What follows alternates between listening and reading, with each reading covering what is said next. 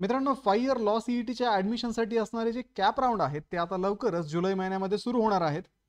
तर या कॅप राउंडमध्ये कुठले डॉक्युमेंट्स आपल्याला नेसेसरी आहेत, कुठले डॉक्युमेंट्स आपल्याकडे असायला हवेत, तसेच 5 इयर सीईटीचं जे कॅपचं शेड्यूल आहे, म्हणजे पहिल्या राऊंडमध्ये काय होतं, दुसऱ्या राऊंडमध्ये काय होतं, रजिस्ट्रेशन कशा प्रकारे केलं जातं आणि तुमचं ॲडमिशन कॉलेजेसमध्ये कन्फर्म कसं होतं, या सगळ्या गोष्टी आपण आजच्या व्हिडिओमध्ये डिटेल डिस्कस करणार आहोत.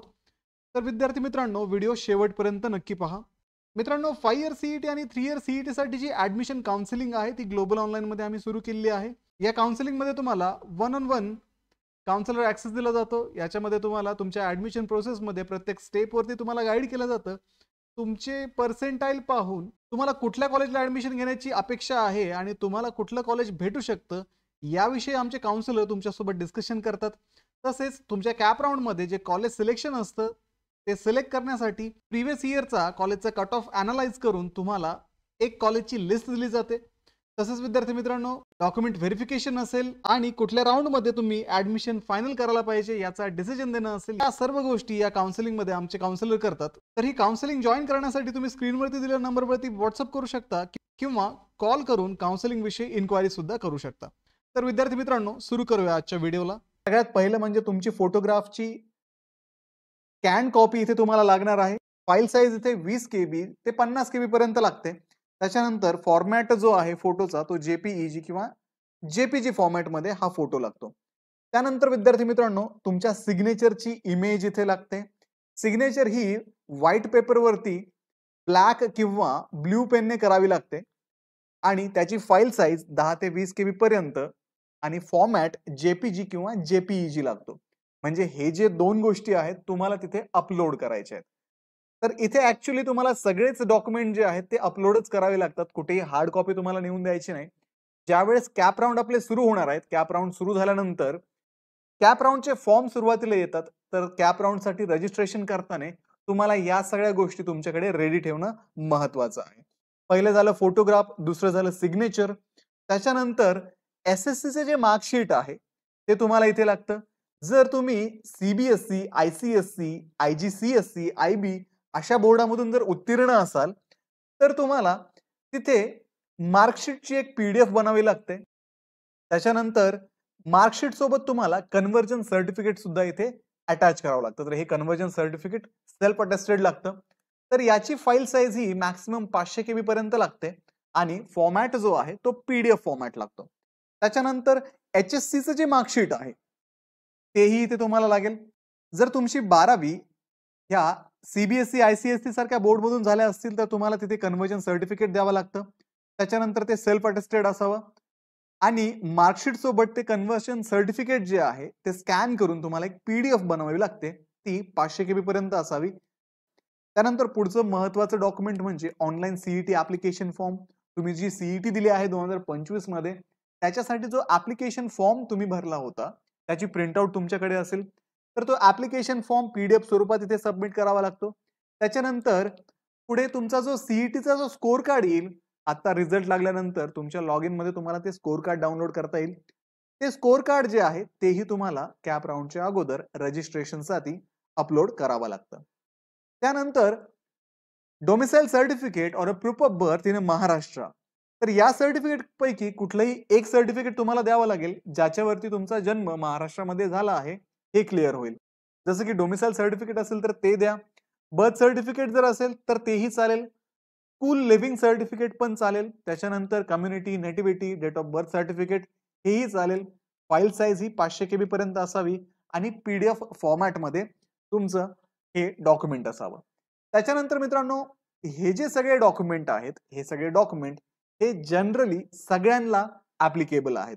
तर त्याच्यामध्ये कुठले कुठले पाहिले आपण? पहिलं तर फोटोग्राफ, सिग्नेचर, SSCचं सर्टिफिकेट, HSCचं certificate, online CET application form आणि CETचं जे स्कोर कार्ड आहे सोबतच तुमचं डोमिसाइल सर्टिफिकेट किंवा प्रूफ ऑफ बर्थचं सर्टिफिकेट तुम्हाला सगळ्याच्या सगळ्या कॅन्डिडेट्सला लागणार आहे. ठीक आहे. याच्यामध्ये तुमची कॅटेगरी कुठलीही असो तुम्हाला हे सर्टिफिकेट्स जे आहेत 1 ते 8 कंपल्सरी असतील. त्याच्यानंतर पुढे कॅटेगरी स्पेसिफिक डॉक्युमेंट आहेत. आता महाराष्ट्र स्टेट कॅन्डिडेटसाठी टाइप A कॅन्डिडेट ते आहेत त्यांच्यासाठी any one of the following सांगितलंय, म्हणजे एकतर डोमिसाइल सर्टिफिकेट तुम्ही देऊ शकता, birth certificate, school leaving certificate, community nativity and date of birth certificate, जे आपण 8 नंबर मध्येच पाहिलंय, तर तुम्हाला इथे हे अप्लिकेबल आहे. त्याच्यानंतर टाईप बी कॅन्डिडेट जे असतील त्यांच्यासाठी वडिलांचं डोमिसाइल सर्टिफिकेट किंवा आईचं डोमिसाइल सर्टिफिकेट तुम्हाला इथे जोडावं लागेल. टाईप सी कॅन्डिडेटसाठी प्रोफार्मा ए जो आहे, सर्टिफिकेट फ्रॉम एम्प्लॉयर, हा प्रोफॉर्मा ए जो आहे तुम्हाला ज्यावेळेस कॅप राऊंडचं डॉक्युमेंटचं जे नोटिफिकेशन येईल त्याच्यामध्ये हा प्रोफॉर्मा ए दिलेला असेल, तो तुम्ही इथे भरून द्यायचा आहे. त्याच्यानंतर तुम्हाला इथे अटेस्टेड कॉपीज जोडायच्या ट्रान्सफर ऑर्डर आणि जॉईनिंग रिपोर्टच्या. त्याच्यानंतर पुढे टाईप डी कॅन्डिडेट जे आहेत त्यांना प्रोफॉर्मा बी 1 जो आहे तो फिलअप करून द्यायचा आहे. अगेन तिथे ट्रान्सफर ऑर्डर जॉईनिंग रिपोर्ट तुम्हाला सबमिट करायचं आहे. त्याच्यानंतर प्रोफॉर्मा B1 किंवा B2 इथे सबमिट करावं लागतं. आता प्रोफॉर्मा B2 मध्ये हे जे डॉक्युमेंट आहे प्रोफॉर्मा B2 तुम्हाला तेही नोटिफिकेशन मिळून जाईल आणि त्याच्यानुसार तुम्हाला ते सबमिट करावं लागेल. त्याच्यासोबत पेन्शन ऑर्डर असेल, राशन कार्ड असेल, इलेक्ट्रिसिटी बिल किंवा आधार कार्ड इत्यादी गोष्टी तुम्हाला त्याच्यासोबत जोडाव्या लागतात. त्यानंतर विद्यार्थी मित्रांनो, जे कॅन्डिडेट महाराष्ट्र कर्नाटका डिस्प्युटेड बॉर्डरवरती रिसाइड करतात अशा कॅन्डिडेटसाठी प्रोफॉर्मा G1 आहे आणि प्रोफॉर्मा G2 आहे. पुढे मग for backward classes candidate, SC ST कॅन्डिडेटसाठी कास्ट सर्टिफिकेट कंपल्सरी आहे. कास्ट किंवा ट्राईब व्हॅलिडिटी सर्टिफिकेट इथे द्यावं लागतं.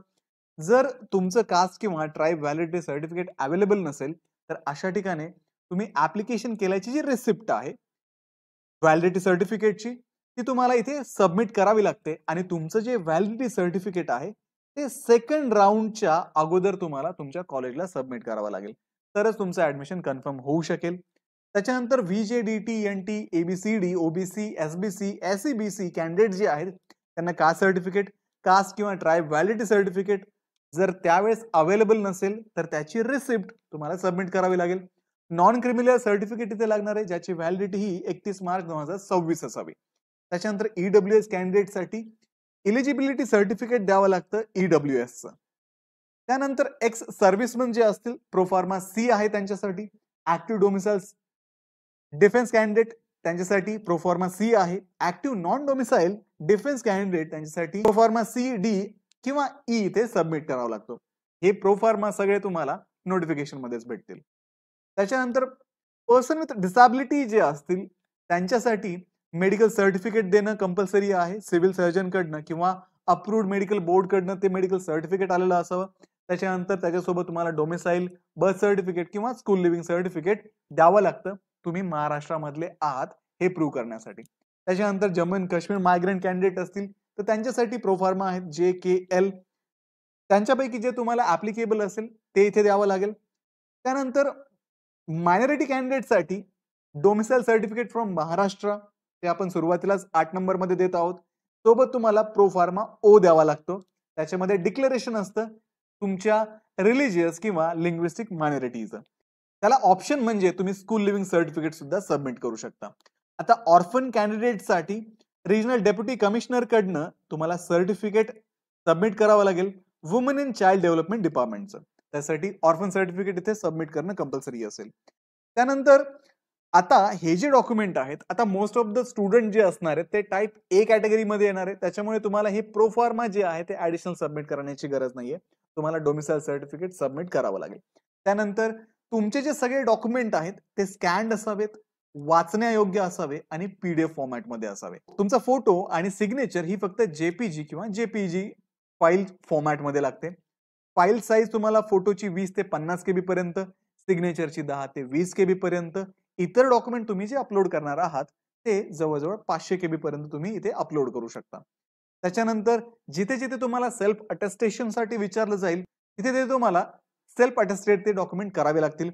त्याच्यानंतर इन्शुअर करा की तुमचे जे डॉक्युमेंट आहेत ते रीडेबल आहेत. तुम्ही जे स्कॅन केले आहेत किंवा त्याचे फोटो काढले आहेत आणि त्याचे PDF बनवले आहेत तर ते जे डॉक्युमेंट आहे ते वाचण्यायोग्य असावं. त्याच्यामध्ये जो डेटा दिलाय तो वाचता आला पाहिजे, तरच तुमचे जे डॉक्युमेंट आहे ते CET सेल व्हॅलिड धरते.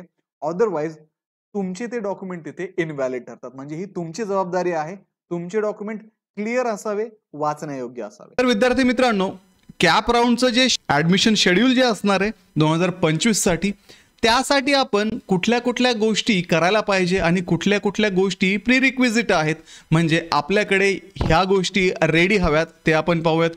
पहिलं तर आहे तुमचे जे सगळे डॉक्युमेंट्स आहेत, कॅप राऊंडसाठी नेसेसरी असणारे डॉक्युमेंट तुमच्याकडे असणं आवश्यक आहे. त्यानंतर तुम्ही तुमच्या पर्सेंटाईलचं आणि कट ऑफचं अनालिसिस करून तुमची एक कॉलेजची लिस्ट जी आहे ती तुम्ही रेडी केली पाहिजे. तर या दोन गोष्टी तुमच्याकडे जर रेडी असतील तर तुम्हाला कॅप राऊंडच्या फॉर्म फिलिंगमध्ये कुठल्याही प्रकारची अडचण येणार नाही. तर मित्रांनो, कॅप राऊंडमध्ये पहिला जो तुमचा राऊंड होईल तो जुलै 2025 मध्ये होईल. जुलैच्या पहिल्या आठवड्यामध्ये इथे रजिस्ट्रेशन्स तुमचे सुरू होतील. त्यासाठी सुरुवातीला कॅन्डिडेटचं जे रजिस्ट्रेशन आहे ते करून घेतलं जातं. तर महाराष्ट्रातले कॅन्डिडेट आणि OMS कॅन्डिडेट जे असतात ते कॅप राऊंडचे ॲप्लिकेशन फिलअप करू शकतात. ज्या विद्यार्थ्यांनी CET दिली आहेत असे विद्यार्थीच या कॅप राऊंडसाठी ॲप्लिकेबल असतात. तर सुरुवातीला तुम्हाला पहिल्या स्टेपमध्ये तुमचे सगळे डॉक्युमेंट्स जे आहेत ते डॉक्युमेंट्स तुम्हाला अपलोड करावे लागतात.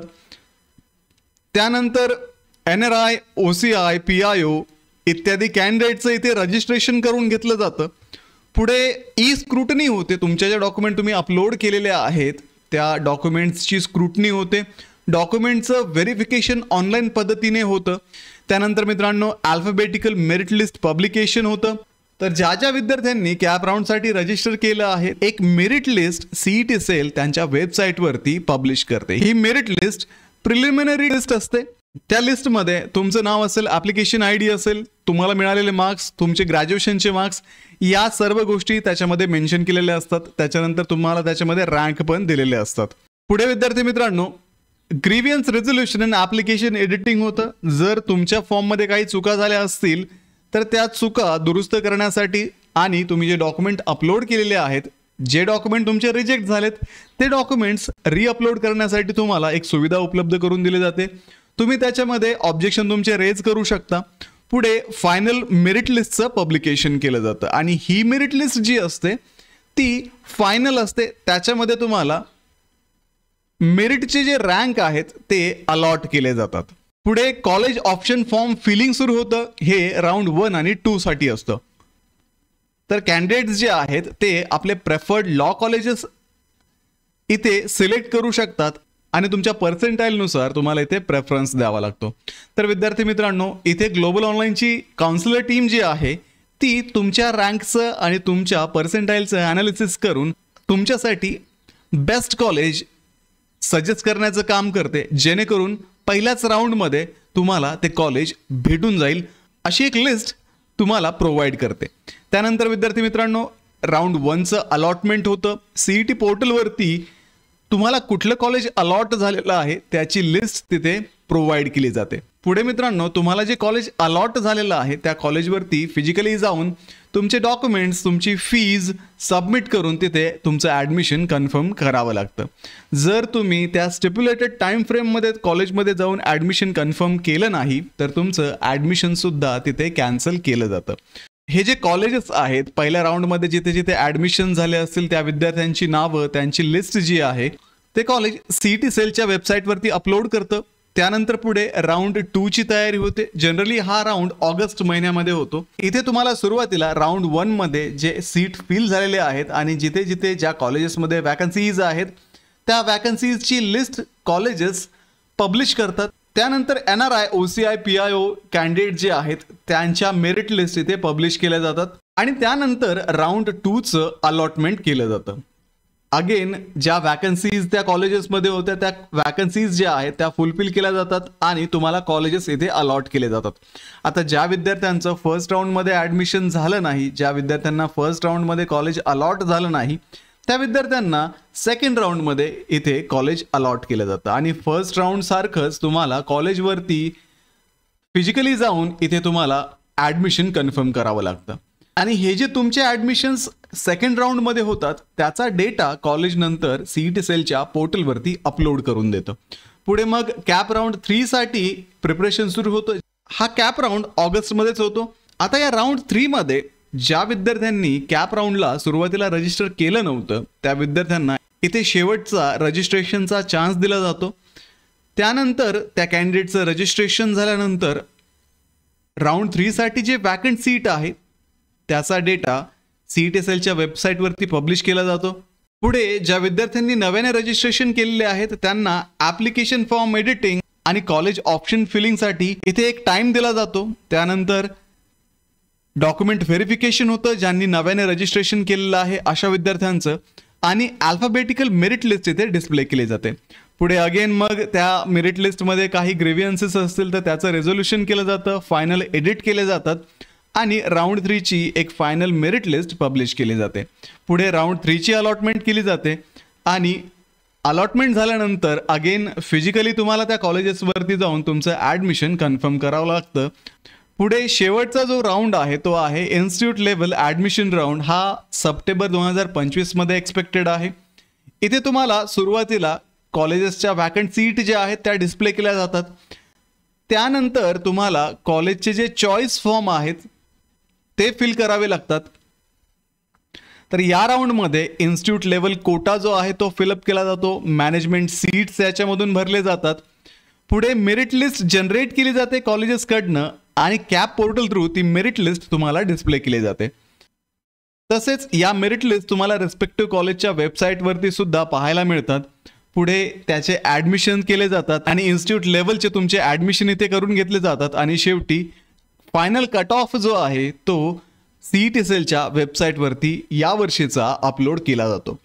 आता इन्स्टिट्यूट लेवल ॲडमिशन झाल्यानंतर तुम्हाला कुठल्याही पद्धतीचं परत पुढचे राऊंड इथे अवेलेबल नसतात. पुढच्या राऊंडमध्ये तुम्हाला कुठलेही कॉलेजमध्ये ॲडमिशन घेणं पॉसिबल नसतं.